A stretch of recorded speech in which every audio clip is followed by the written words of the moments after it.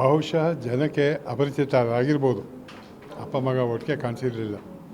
ನಾವು ಕಾಣಿಸಿದಾಗ ಅದು ಪುಟ್ಟ ಮಗು ಆಗಿತ್ತು. ನಿಮ್ಮ ಮಗ ತುಂಬ ಚೆನ್ನಾಗಿದೆ ಅಂತ ಹೇಳ್ತಾಯಿದ್ರು. ಇವಾಗ ಒಟ್ಟಿಗೆ ನೋಡಿದ್ಮೇಲೆ ಅವ್ರಿಗೆ ನಿಮ್ಮಪ್ಪ ಸ್ವಲ್ಪ ವಯಸ್ಸಾಗಿ ಹೋಗಿದ್ದಲ್ವ ಅಂತ ಹೇಳ್ಬೋದೇನೋ. ಆದರೂ ಹೇಳಲಿ ಅಂತ ನಾನು ಖುಷಿ ಪಡ್ತಾಯಿದ್ದೀನಿ. ಇಲ್ಲಿ ಏನಪ್ಪ ಅಂದರೆ ಗೀತಾ ಪ್ರಿಯ ಅವರ ಐಡಿಯಾ ತುಂಬ ಒಳ್ಳೆಯದು.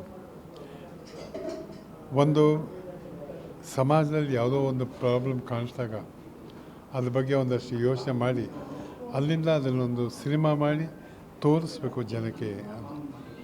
ಆ ಕಳಕಳಿ ತುಂಬ ಚೆನ್ನಾಗಿದೆ. ಅವ್ರ ಮೊದಲನೇ ಚಿತ್ರ ಅದೊಂದು ಭಾಳ ಚೆನ್ನಾಗಿ ಮಾಡಿದ್ರು ತಾಯವ್ವ. ಇದು ಅಷ್ಟೇ.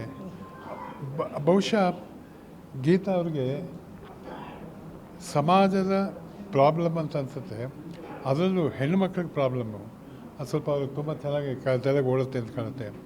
ಅದನ್ನು ಕಥಾರೂಪದಲ್ಲಿ ತೋರಿಸಿ ಅದಕ್ಕೆ ಏನಾದ್ರು ಒಂದು ಒಳ್ಳೆ ಮೆಸೇಜ್ ಕೊಡಬೇಕು, ಈ ಥರ ಇರಬಾರ್ದು ಅಂತ. ಆ ಐಡಿಯಾ ತುಂಬ ಚೆನ್ನಾಗಿತ್ತು. ಇಲ್ಲಿ ಅಪರಿಚಿತನಲ್ಲಿ ನಾವಿಬ್ಬರು ಅಪರಿಚಿತರಾಗಿ ಬಂದು ತಾಯವ್ವ ಅವರ ಒಂದು ಸಿನಿಮಾಗೆ ನಾನು ಹೋಗಿದ್ದೆ. ಆವಾಗ ಪರಿಚಯ ಆಗಿದ್ದು. ಅಲ್ಲಿಂದ ಚಿರಪರಿಚಿತ ಆದವು. ಅಪರಿಚಿತ ಅಲ್ಲ, ಚಿರಪರಿಚಿತ ಆಗೋದು. ಅದಾದಾಗ ಅವ್ರು ಹೇಳಿದ್ರು ಈ ಥರ ಬರಬೇಕು ಅಂತ. ಹಿಡಿಸ್ತು ನನಗೆ. ಯಾಕೆಂದರೆ ಯಾವುದೋ ಒಂದು ಸಮಾಜದಲ್ಲಿ ಆಗಿರೋ ತೊಂದರೆಗೆ ಬಹುಶಃ ಸಾಮಾನ್ಯ ಮನುಷ್ಯ ಆಗಲಿ ಯಾರೇ ಆಗಲಿ ಒಂದು ಅಧಿಕಾರದಲ್ಲಿದ್ದರೂ ಅವನು ಹೇಗೆ ಮಾಡ್ಬೋದು ಅಂತ ತೋರಿಸ್ಬೇಕು. ಆ ಅಧಿಕಾರದ ಒಂದು ರೋಲ್ ನೀವು ಮಾಡಬೇಕು ಅಂದರು. ಒಂದು ದಿವಸ 2 ದಿವಸ 3 ದಿವಸ ನೀವು ಎಷ್ಟಾದ್ರು ಮಾಡಿ ಒಂದು ಸೀನಾದರೂ ಪರವಾಗಿಲ್ಲ, ಹೇಳಬೇಕಾಗತ್ತೆ ತಾನೇ, ಹೇಳ್ತೀನಿ ಇಲ್ಲೇ ಬಂದೆ. ನನಗೆ ತುಂಬ ಇಷ್ಟವಾಯಿತು. ಇದರ ನಿರ್ದೇಶಕರು ವಿಶ್ವನಾಥ್ ಅವರು ವೆರಿ ಕೂಲ್ ಮ್ಯಾನ್. ನನಗೆ ಭಾಳ ದಿವಸ ಆದಮೇಲೆ ಆ ಥರ ಒಂದು ಸ್ವಭಾವ ಇರೋ ನಿರ್ದೇಶಕರನ್ನು ನೋಡಿದೆ. ನಾನು ಸಂತೋಷವಾಯಿತು.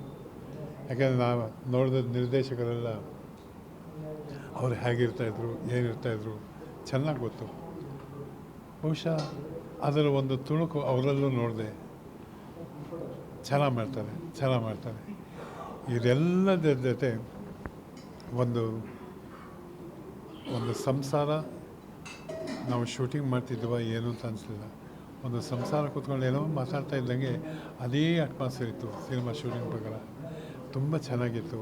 ಬಹುಶಃ ಜನ ಇದನ್ನು ಇಷ್ಟಪಡಬೇಕು. ಅವ್ರು ಇಷ್ಟಪಟ್ಟು ಇನ್ನೂ ಇದೇ ಥರ ಸಿನಿಮಾಗಳು ಬೇಕಾದಷ್ಟು ಬರಲಿ ಅಂತ ಅವ್ರು ಆಸೆ ಪಡ್ತಾರೆ. ಅವ್ರ ಆಸೆಗೆ ತಕ್ಕಂಗೆ ಗೀತಾ ಅವರು ಸ್ಪಂದಿಸುವಂಥ ಮನಸ್ಸು ಇದೆ ಅವ್ರಿಗೆ. ಅದು ಅವ್ರಿಗೆ ಬರಲಿ, ಯಶಸ್ವಿಯಾಗಲಿ. ಅಪರಿಚಿತೆ ಚಿರಪರಿಚಿತರಾಗಿ ಜನಕ್ಕೆ ಚೆನ್ನಾಗಿ ಹೋಗಲಿ, ಆನಂದವಾಗಿರುತ್ತೆ. Thank you.